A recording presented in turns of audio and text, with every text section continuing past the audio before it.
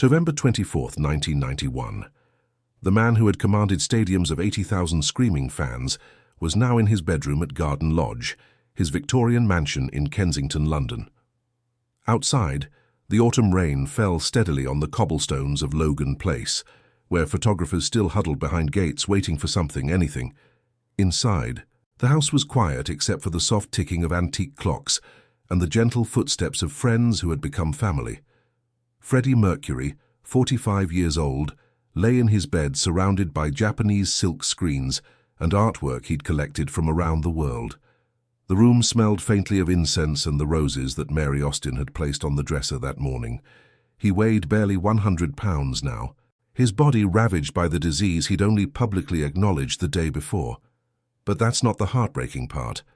What would shatter everyone who loved him, what would reduce his closest friends to sobbing in the hallways of Garden Lodge, was what he clutched in his hands during his final hours. Not a Grammy, not a photograph of himself with Princess Diana at one of his legendary parties, not a picture of Queen at Live Aid, the performance that had cemented his place in history. A single photograph of his parents and sister taken decades ago in Zanzibar. And his last words about it would reveal a truth that Freddie Mercury, the man who had lived his life so boldly and unapologetically, had carried in silence for his entire career.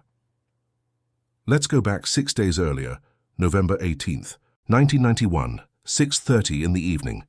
Freddie Mercury stood before a small group of people in his living room at Garden Lodge, a room filled with Victorian furniture, Persian rugs, and artwork that represented a lifetime of collecting.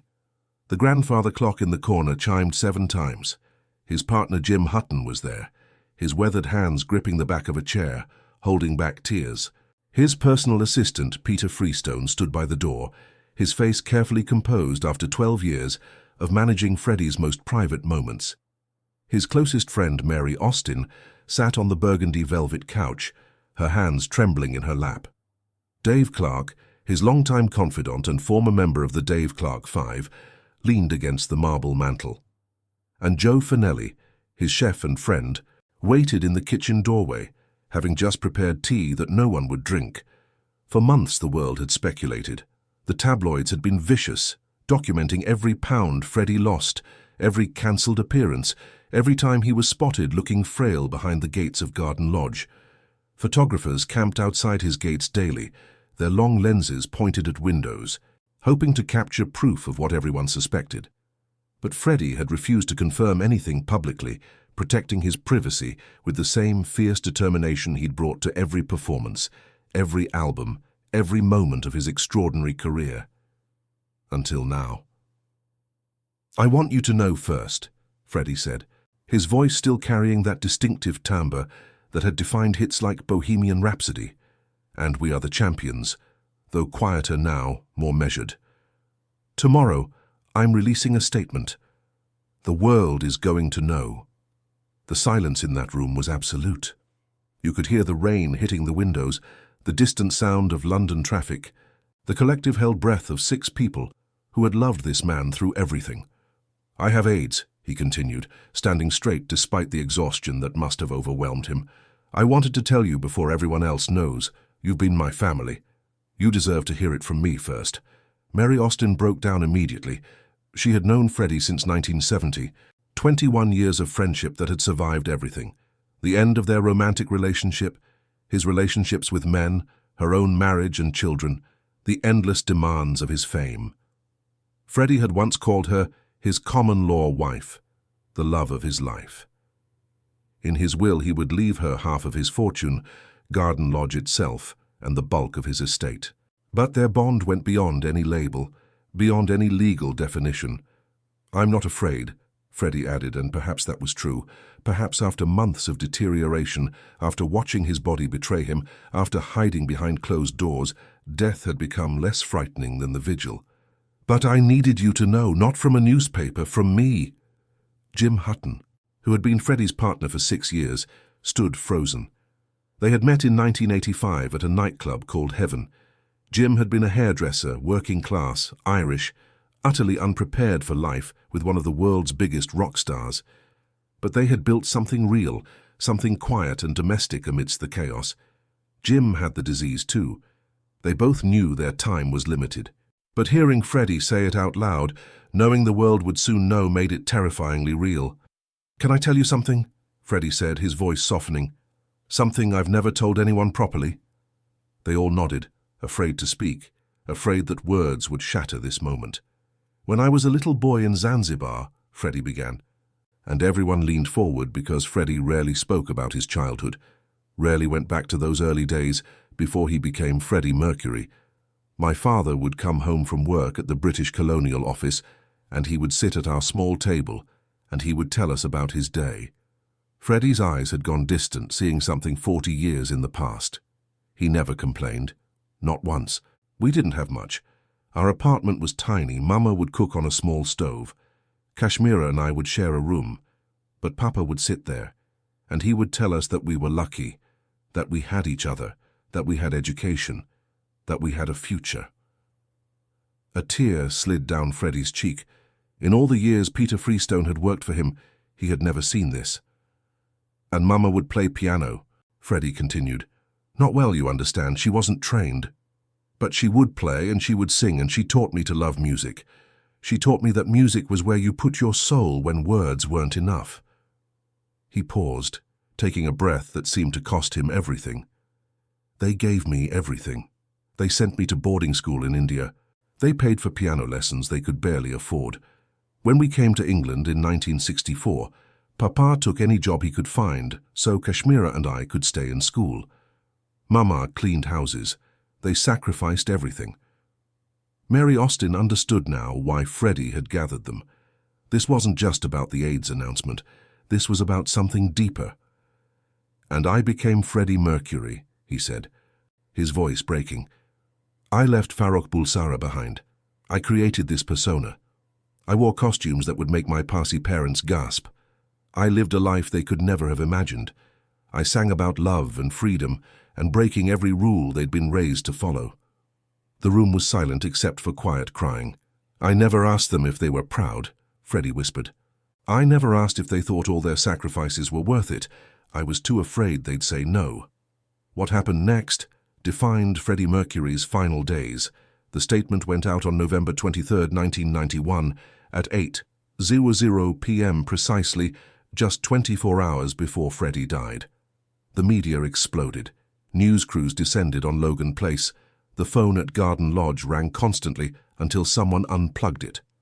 But by then, Freddie was past caring about the noise outside his gates. He had made his peace with the public. Now he needed to make peace with something else. On that final day, November 24th, Freddie was in and out of consciousness. The HIV had progressed to full-blown AIDS, and his body had endured pneumonia, infections, and finally a complete shutdown of his systems. The doctor had been called 3 times that day. Each time he had said quietly, "It won't be long now." But every time Freddie woke, even for just seconds, his hand would reach for something on the nightstand. His fingers would move weakly, searching, until they found it. A photograph in a simple silver frame.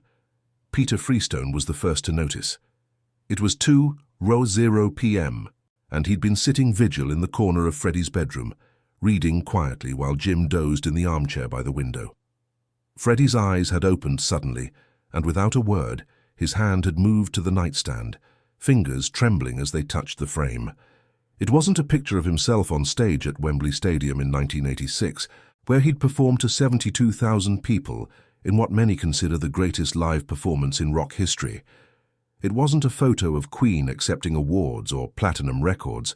It wasn't even a picture of one of his legendary parties at Garden Lodge, where he'd hosted everyone from Elton John to Princess Diana to Rudolf Nureyev, nights that had become the stuff of legend in London's elite circles. It was a photograph of his parents, Bomi and Jerbul Sara, and his sister Kashmira, taken back in Zanzibar sometime in the mid-1950s. The photo showed them outside their small apartment on Kenyatta Road in Stonetown. His father wore a simple white shirt and dark trousers, his expression serious but kind. His mother wore a traditional dress, her hair pulled back, her face showing the quiet strength that would sustain her through everything that came after. The revolution in Zanzibar, the move to England, the raising of 2 children in a foreign land, and eventually the loss of her son. Little Kashmira, maybe 3 years old, stood between them in a white dress. Freddie would have been about 10 when it was taken. His family looked directly at the camera with quiet dignity. No fame, no fortune, no indication that one day their son would sell over 300 million records worldwide. Just a Parsi family trying to build a good life in East Africa. Peter Freestone, who had been Freddie's personal assistant for 12 years, who had seen him at his highest highs and his lowest lows, noticed the pattern. Every time Freddie's eyes opened, at 2:00 p.m., at 3:30 p.m., at 4:45 p.m., his fingers would move to that photograph, touching the faces gently, lingering on his mother's face, his father's stern expression, his sister's small smile. "He keeps reaching for it," Peter whispered to Jim at 5:00 p.m. as the autumn light began to fade outside. "Every time he wakes. Should we put it in his hand?" Jim Hutton looked at the photograph, then at Freddie's weak, trembling fingers, and nodded, tears streaming down his face. "He wants to hold them. Let him hold his family." They carefully placed the photograph in Freddie's palm. His fingers immediately closed around it with surprising strength, pulling it close to his chest, right over his heart. Mary Austin was called. She arrived within 20 minutes, her car screeching to a stop outside Garden Lodge at 5:30 p.m. She rushed up the stairs to Freddie's bedroom, her coat still on, raindrops in her hair. When she saw him holding that photograph against his chest, his eyes closed, his breathing shallow, she understood everything. This was who Freddie Mercury had always been, underneath the leather and the crowns and the stadiums full of screaming fans. He was Farrokh Bulsara, a boy from Zanzibar, a son, a brother, a product of two people who had given him everything and asked for nothing in return. "Freddie," she whispered, sitting on the edge of his bed, taking his free hand in both of hers. Her hands were warm. His were cold, so cold. "We're all here. Jim's here. Peter's here. Dave and Joe are downstairs. We're all with you. You're not alone." His eyes opened slowly, fighting against the weight of exhaustion and medication. For a moment, there was confusion in those dark brown eyes that had captivated millions. Then recognition, then something that looked like relief mixed with profound sadness. "Mary," his voice was barely audible, a whisper that she had to lean close to hear. The rain outside hit the windows harder now, and someone had turned on the lamp, casting warm golden light across the room. He lifted the photograph slightly with trembling fingers, showing it to her. "I never told them properly." "Told them what, darling?" Mary asked, her voice breaking. She'd known this man for 21 years. She'd been there when he was nobody. She'd been there when he became everything. But she'd never seen him quite like this, stripped of everything except the essential truth of who he was. Freddie's voice was getting weaker, but his words were clear, deliberate, as if he'd been practicing them in his mind for decades. "That everything I did, every song I wrote, every show I performed, every album we recorded, it was all to make them proud." He took a breath that rattled in his chest. "Everything." Mary's tears fell onto the bedsheet, leaving dark spots on the cream-colored fabric. "They never asked me for anything," Freddie continued, his breathing labored. Each word seemed to cost him something. "Papa worked at the British Colonial Office cashier. Long hours, small pay. Mama kept our home. She sewed our clothes, she made our meals, they saved every penny. They gave me piano lessons when they could have used that money for food. They sent me to St. Peter's boarding school in India when I was 8 years old. 8, Mary, can you imagine? They let me go thousands of miles away because they believed it would give me a better education." He paused, his eyes closing briefly before opening again with visible effort. "In 1964, when the Zanzibar Revolution happened, we lost everything. Papa had built a life there. He had position, respect. We had to flee. We came to England with almost nothing. Papa took whatever work he could find. Mama worked in shops. They started over completely in middle age, in a foreign country, just so Kashmira and I could have better lives. And they never complained. Not once did I hear them say it wasn't worth it." Mary was crying openly now, and across the room, Jim Hutton had his face in his hands, his shoulders shaking. "And I became Freddie Mercury." Freddie's voice dropped to almost nothing. I left Farrokh Bulsara behind like he was something to be ashamed of. I performed in front of hundreds of thousands. I wore costumes that would make conservative Parsi parents blush. The leather, the wings, the crown at Live Aid. I lived a life they could never have imagined in their wildest dreams. I loved men. I hosted parties that made headlines. I became everything they weren't prepared for. His grip on the photograph tightened, his knuckles white. But I never stopped being their son. I never stopped wanting to hear Papa say, "Well done, Farrokh," in Gujarati, the way he used to when I was a boy and I'd memorized my piano pieces.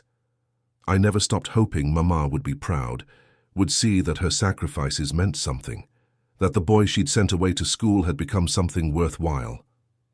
He lifted the photograph closer to his face, studying it as if seeing it for the first time, or perhaps the last. Look at them in this picture, so young. Papa maybe 30, Mama in her 20s.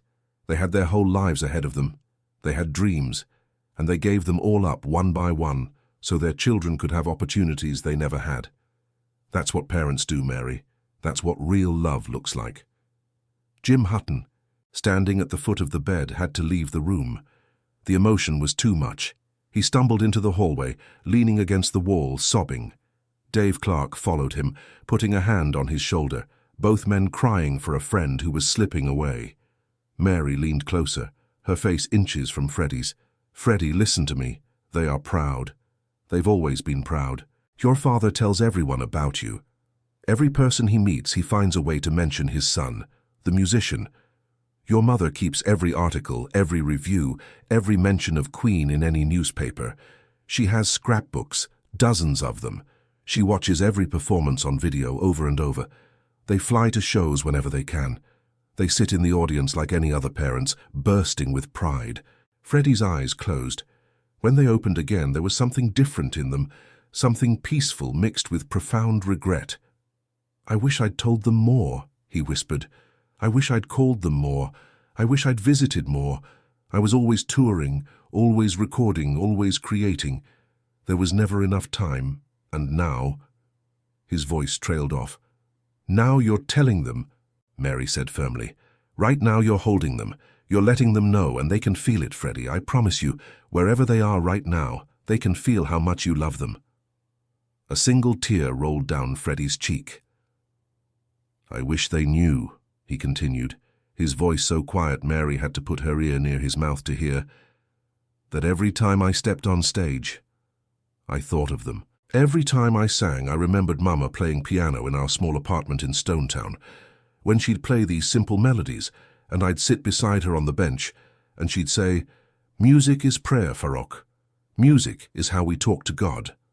Every time I created something beautiful, every song, every lyric, every performance, I hoped Papa would see his son's work and feel it was worthwhile, that he'd know his sacrifices weren't wasted." The room was silent, except for quiet crying and the sound of the rain, which had intensified to a downpour. The lamp flickered once, then steadied. Freddie looked at the photograph one more time, his eyes moving from face to face. His parents, young and hopeful, staring into a future they couldn't have predicted. A future where their son would become one of the most famous performers in the world. A future where he would die at 45, but leave behind music that would outlive them all, that would comfort and inspire millions of people they would never meet. "Tell them," Freddie said, his voice fading to almost nothing. Mary had to lean even closer. "Tell them I loved them more than music, more than fame, more than any of it. Tell them every crown I wore, every stage I commanded, every moment of glory, it was all for them. To show them their sacrifices weren't wasted. To prove that the little boy they gave everything to, he made something of himself. Something beautiful." His breathing was becoming more irregular now, and Mary knew, with the terrible certainty that comes at the end, that these were the last words Freddie Mercury would speak. "Tell them," he whispered one final time, "that Farrokh Bulsara never stopped being their son. Never. The boy from Zanzibar, who they sent away to school, who they brought to England, who they loved without conditions. He was always there under all of it. Always." Those were the last coherent words Freddie Mercury spoke.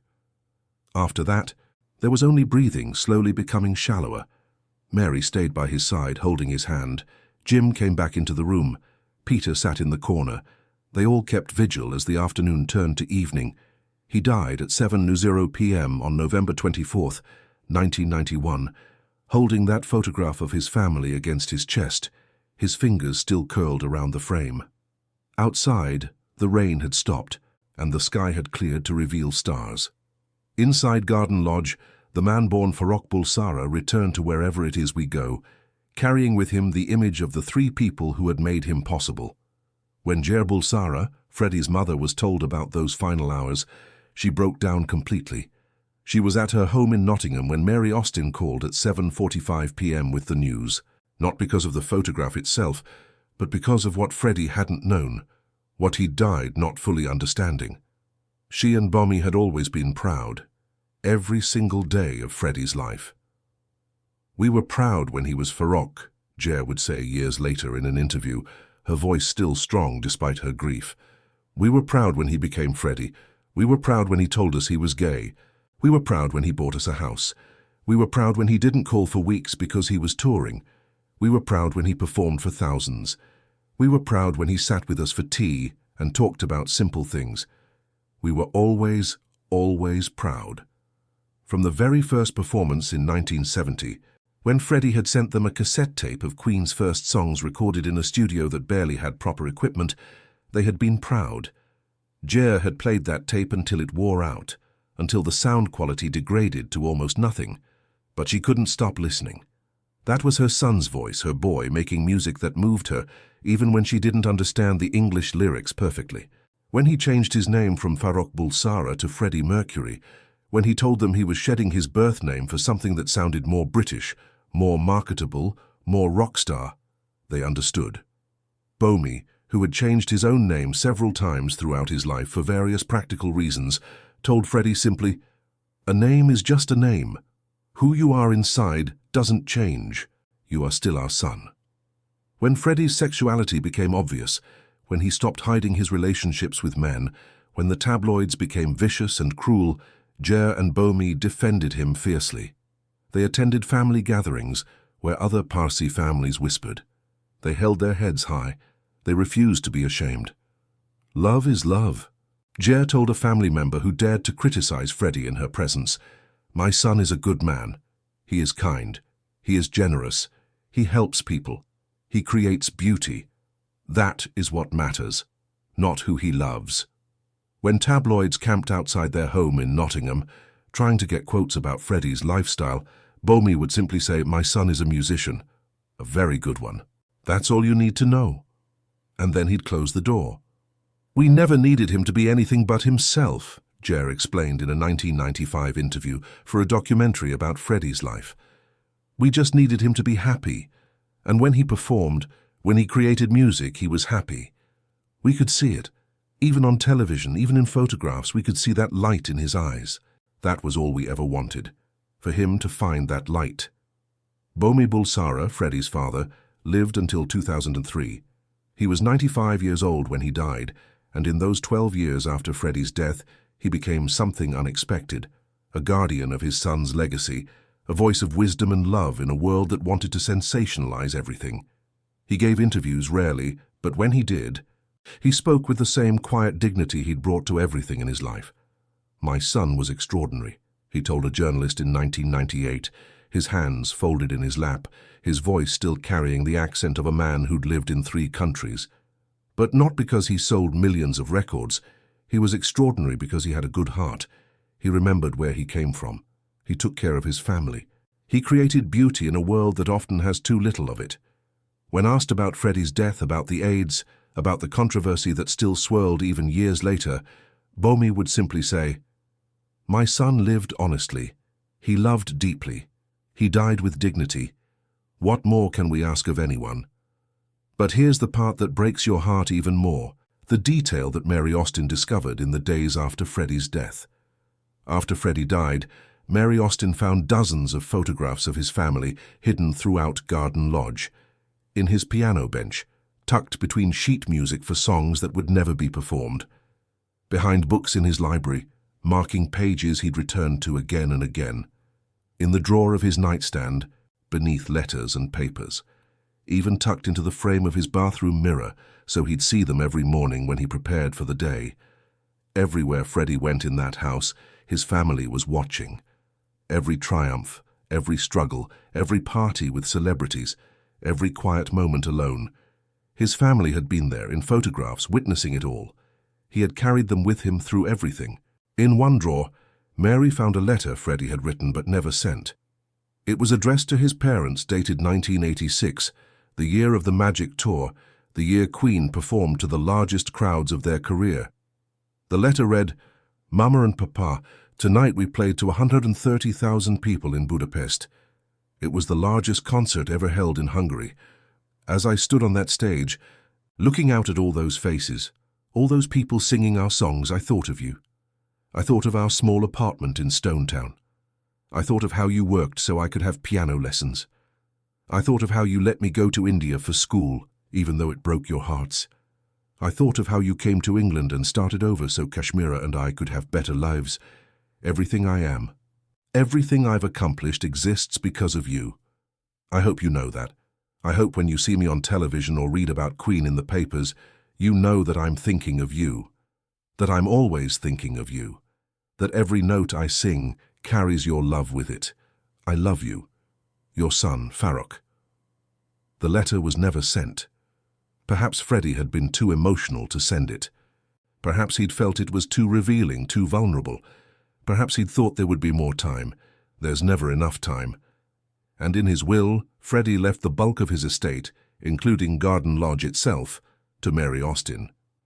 But he made a special provision, a trust fund for his parents, ensuring they would never want for anything. And for his sister Kashmira, he left jewelry and personal items with a note attached. The note read, "So you'll always remember that your big brother loved you, even when he was too busy being Freddie Mercury to say it enough."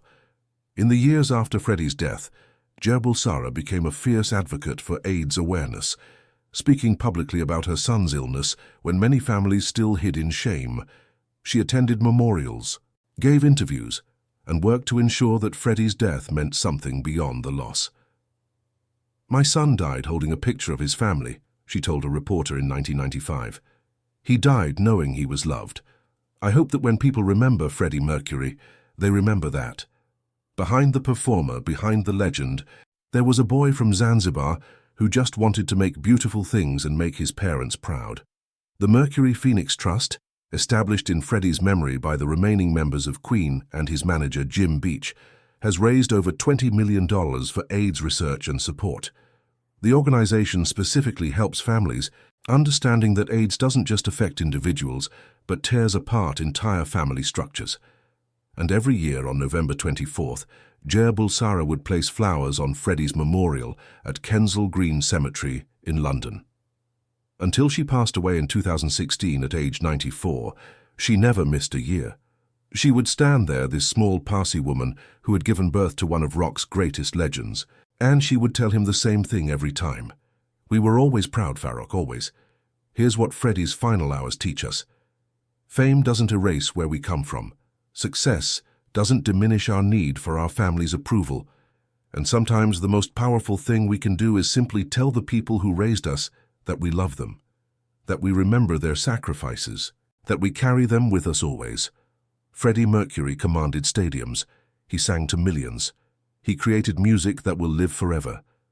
But in his final moments, he wasn't Freddie Mercury, rock legend. He was Farrokh Bulsara, a son holding a picture of his parents, hoping they knew how much he loved them. They did, they always had. That photograph Freddie held when he died was later framed and given to his mother. She kept it on her nightstand for the rest of her life. When she closed her eyes for the last time in 2016, that photograph was the last thing she looked at. Full circle. A family reunited, even in death. And somewhere, maybe Freddie finally heard what he'd always wanted to hear. His father's voice saying, "Well done, Farrokh, well done, my son. If this heartbreaking story of a son's love and the family that shaped him moved you, make sure to subscribe and hit that thumbs up button. Share this video with someone who needs to be reminded to tell their parents they love them while there's still time. Have you ever held on to something from your childhood that connected you to your family? Let us know in the comments. And don't forget to ring that notification bell for more incredible true stories about the human beings behind music's greatest legends.